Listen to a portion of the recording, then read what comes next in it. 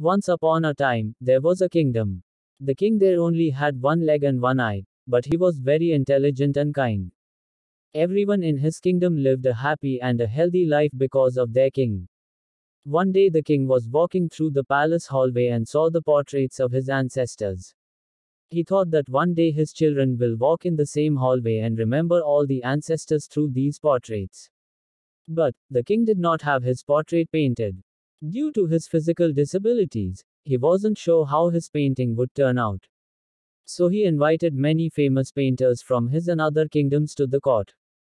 The king then announced that he wants a beautiful portrait made of himself to be placed in the palace. Any painter who can carry out this should come forward. He will be rewarded based on how the painting turns up. All of the painters began to think that the king only has one leg and one eye.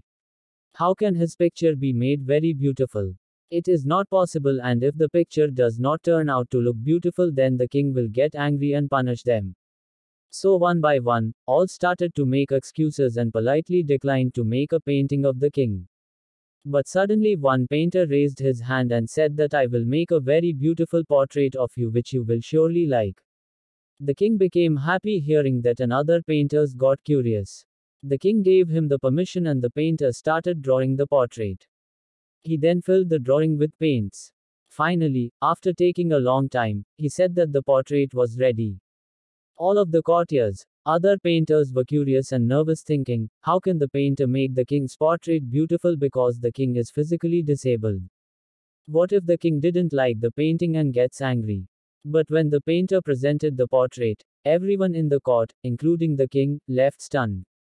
The painter made a portrait in which the king was sitting on the horse, on the one leg side, holding his bow and aiming the arrow with his one eye closed.